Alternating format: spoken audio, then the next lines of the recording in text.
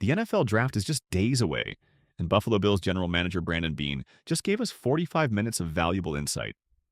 From his thoughts on trading up, to James Cook's absence, to Tre'Davious White's return, there's a lot to unpack. And if you're reading between the lines, Beane may have already hinted at what the Bills will do on draft night. Let's break it down. Beane started off by talking about pick number 30, and here's the key takeaway. He said they don't even have 30 first-round grades on their board. That means if the Bills stay put, they might be drafting a player they don't actually value as a first-rounder. He emphasized that they have to be smart about how the board falls.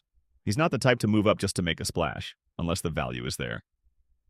Still, Beane has a track record of being aggressive when needed, and with only a handful of true first-round talents on their board, a trade-up could absolutely be on the table.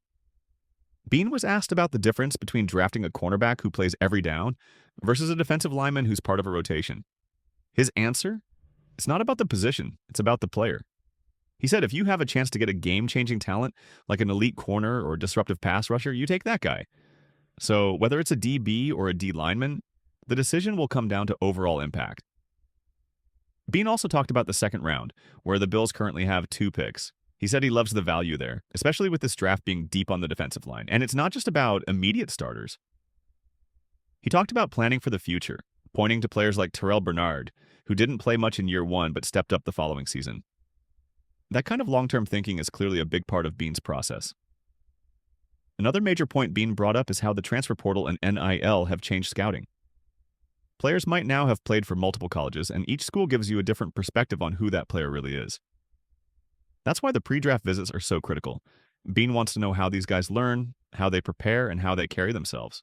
It's not just about tape, it's about personality, professionalism, and fit within the culture. On the topic of current players, Beane confirmed that James Cook did not report for voluntary workouts. He was clear not to assume anything, and said Cook hasn't voiced any dissatisfaction directly. But obviously the timing is worth noting. He also spoke at length about Tre'Davious White.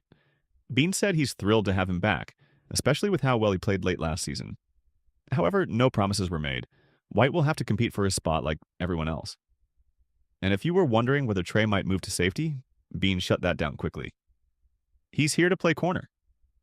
Beane wrapped things up by emphasizing the importance of culture. He talked about guys like White and Dane Jackson as players with Bills Blue DNA, guys who've started, won games, and helped build the foundation of this team. So where does that leave us? The Bills could move up, they could move back. They might even hold firm and pick a player who fits their unique board, even if other teams see things differently. But one thing is certain, Brandon Beane is sticking to his philosophy. Draft smart, stay disciplined, and build for both today and tomorrow. If you're a Bills fan, this draft could say a lot about where this team is headed. Will Beane pull the trigger and move up, or will he stay patient and play the board? Either way, it's going to be interesting.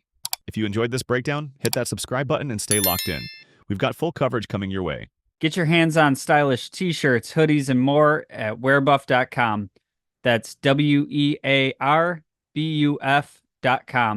And make sure to use the promo code TWB at checkout for 20% off your first order. Stay Buffalo proud with Wear Buff.